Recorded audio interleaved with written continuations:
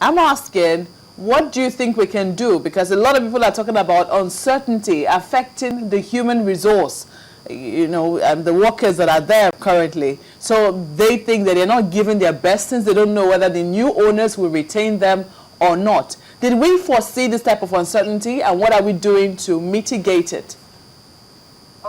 Okay. This is not totally new. When the telecom sector was to be privatized, we had similar issues with Nitel and so on. But the good thing there is this, just like I said in my opening remark, that the government has earmarked over 60 billion naira, to settle, over 600 billion naira to settle all the staff, that are entitled to be settled. And definitely, this kind of skepticisms and fears are normal. It's only a matter of time that all of these will take care of themselves. The good thing there is that the government is working day and night. The Ministry of Power they are working day and night to make sure that all those who are expected to be settled are duly settled. And again, you don't expect. Sorry, can I come again? You don't expect to settle. About the settlement of the workers. I mean, okay. People are talking about the top echelon of, of those who are the management staff of these discos, for instance. The CEOs are not sure if they're going to be kept, so that, of course, is going to affect their commitment. We're looking at this as it affects service, because some people will tell you that since they hand over on Friday, they haven't seen any electricity in their homes till now, and they're not sure who to complain to, or even if their complaints will be heard. Okay.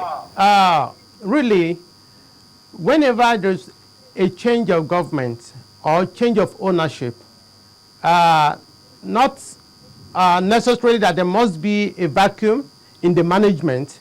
It is natural that whenever a new owner is coming on board, he or she naturally is expected to come with a new management. And in the process of having a new management or having to hand over to a new management, there could be some lacuna here and there. But again, that is not really going to affect the power supply, the way you put it. I don't think so. Because these people are not necessarily the people responsible for generation, transmission and distribution. They have the workers on the ground who are expected to do that. The management processes are purely executive affairs that not necessarily have to affect the daily running of the power stations, if you agree with me. Okay. Just a moment too. We're talking about metering. Some people are already saying that for some of them the experiences are different. Some people haven't seen, monitoring tweets on Twitter here, and some people tell you that they haven't seen anything since Friday, while some other people tell you that, well, it was close to end of the month, they're expecting their bills, for those who are still using estimated billing, so chances are that they always get something towards the end of the month because their bills are coming in. Now, what do you think we should be doing concerning those who are yet to have prepaid meters in this particular respect? Mr. Samamadi has said that it's going to take about 18 months or so. We don't know how far. We're almost, I think we have 6 months left for that prepaid metering stuff. But do you think that we should have at least done that first, before we finally did this privatization process? Yes. You see, the truth is this. Though I'm not a staff of NEC, or any of the agencies, but with my little understanding, really, you don't expect to bab somebody's head, while he's actually not around. You see, you are about to hand over, the entire sector to the private sector. The power sector is to be handed over to the power sector.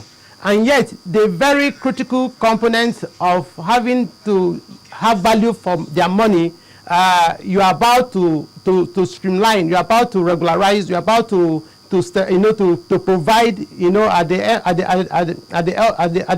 the other end of the divide. That is talking about the consumer end now. And yet, you are about to, to privatize. This is counterproductive, if you ask me. Definitely, they need to soft pedal. They need to wait a little for the private investors to fully take over, so that their inputs could actually be appreciated in the entire process, because they have, of course, they are coming in with their money, with their resources, and so they need to actually detect how some of these things are to be done, or how they want these things to go, in conjunction, in close consultation with the regulatory agency like the Nigeria Electricity Regulatory Agency, Commission. So definitely, I think one of the major reasons why they had to, put on hold the provision of metering, prepaid meters for all the households across the country was because they needed to get the buy-in of the new investors coming on board, so that at the end of it all, it will not be an exercise in futility, whereby it to be completed, and the new investors will say, look, this thing is not realistic, this thing is not